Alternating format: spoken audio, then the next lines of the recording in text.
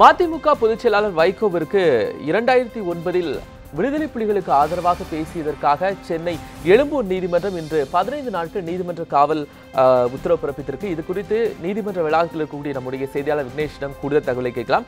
விக்னேஷ், தற்போது மறுமலர்ச்சி திராவிட முன்னேற்ற கழகத்தினுடைய பொதுச் செயலாளர் வைகோவிற்கு நீதிமன்ற காவல் கொடுத்திருப்பதற்கான அந்த உத்தரவு பிறப்பித்திருக்கான காரணம் என்ன? அதாவது கோபால், கடந்த 2009ஆம் ஆண்டு சென்னையில் இருக்கக்கூடிய ராணி சீதை மன்றத்தில் ஒரு மாநாடு நடைபெற்றது. அதில் கலந்து கொண்டிருக்கக்கூடிய வைகோ இந்திய இறையாண்மைக்கு எதிராக, அதாவது விடுதலை புலிகளுக்கு ஆதரவாக பேசியதாக தொடர்ந்து அது தொடர்பாக கருத்துக்களை தெரிவித்து வந்ததாக 1000 விளக்கு காவல்துறையினர் அவர் மீது ஒரு வழக்கு பதிவு செய்தனர். 2009ஆம் ஆண்டு பதிவு செய்யப்பட்ட வழக்கானது 2010ஆம் ஆண்டு முதல் இங்கு இருக்கக்கூடிய எழும்பூர் குற்றவியல் நீதிமன்றத்திற்கு வழக்காக எடுத்துக் கொள்ளப்பட்டது. அதன் பின்னதாக இந்த வழக்கானது அடிக்கடி வாய்தா சென்று கொண்டிருந்த வைகோ தொடர்பாக காவல்துறையினர் எந்த ஒரு நடவடிக்கையும் எடுக்கப்படவில்லை என கூறி இந்த வழக்கானது நாளை தான் இந்த நீதிமன்றத்திற்கு விசாரணைக்கு வர இருந்தது.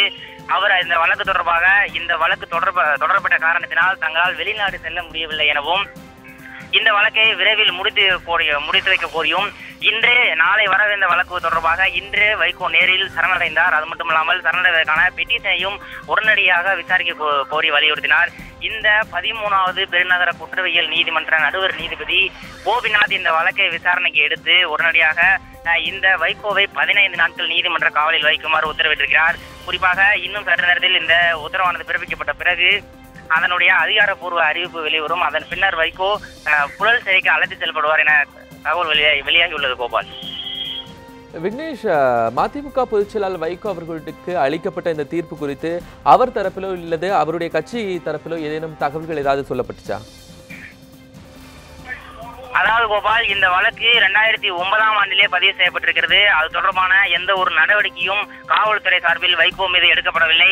அது தொடர்பான வழக்கு விசாரணையும் அவ்வப்போதுதான் வந்து கொண்டிருக்கிறது. இதன் காரணமாக அவர் வெளிநாடு செல்வதற்கான வாய்ப்புகள் மறுக்கப்பட்டிருக்கிறது. குறிப்பாக இந்த வழக்கு தொடர்பாக அவரது பாஸ்போர்ட் முடக்கப்பட்டிருக்கிறது.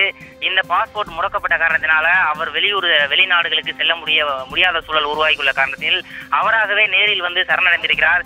இது தொடர்பாக வைகோ தரப்பு வழக்கறிஞர்கள் கூறும்போது இந்த வழக்கை விரைந்து முடிப்பதற்காகவே நாளை வரவுள்ள இந்த வழக்கு முன்னதாகவே நாங்கள் நேரில் சரணடைந்து இந்த வழக்கை உடனடியாக தங்கள் மீது குற்றம் இருப்பினும் உடனடியாக தங்கள் மீது நடவடிக்கை எடுக்க வலியுறுத்தியும் அதற்கான தண்டனையை வழங்க வலியுறுத்தியும் தான் உடனடியாக முன்கூட்டியே வந்து வைகோ சரணடைந்திருக்கிறார்.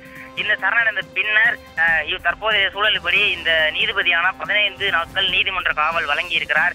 இதற்கு பின்னதாக வைகோ தரப்பில் இருந்து ஜாமீன் வழங்குவதற்கான ஏற்பாடுகள் செய்யப்படும் எனவும் வைகோ தரப்பு வழக்கறிஞர்கள் தெரிவித்திருக்கிறார்கள். இன்னும் சற்று நேரத்தில் காவல்துறையின் வசம் ஒப்படைக்கப்பட்டுள்ள வைகோ இன்னும் சற்று நேரத்தில் புழல் சிறைக்கு அடைக்கப்படுவார் என்ற தகவல் வெளியாகி இருக்கு. கோபால்,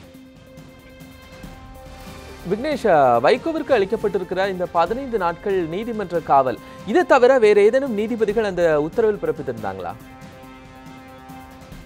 நிச்சயமாக அவர் நீதிபதி முன்னதாகவே வைகோ சரியாக 10 மணி அளவில் இந்த நீதிமன்றத்திற்கு வந்திருந்தார். நீதிபதி வருவதற்கு முன்னதாகவே வைகோ வந்துவிட்டார். அவர் தரப்பு வாதங்களாக நீதிபதி சார்பாக 10,000 ரூபாய் பிணைய தொகையை கட்டிவிட்டு ஜாமீனில் வெளிவரலாம் எனவும் அதற்கு அடுத்தபடியாக அடுத்த வழக்கு வரும்போது விசாரணைக்கு ஆஜராகிக் கொள்ளலாம் எனவும் நீதிபதி தரப்பில் வலியுறுத்தப்பட்டது. ஆனால் வைகோ தரப்பில் ஆஜராகியிருந்த வழக்கறிஞர் துரைசாமி இந்த வழக்கானது கடந்த 7 ஆண்டுகளாக நீடித்துக் கொண்டிருக்கிறது. இதனால் தங்களுடைய வெளிநாடு பயணம் தங்களுடைய தரப்பினரான வைகோ வெளிநாடு செல்வதற்கு பெரிய ஆபத்து ஏற்பட்டிருக்கிறது. அவனால் வெளிநாடு செல்ல முடியாத சூழல் உருவாகி இருக்கிறது.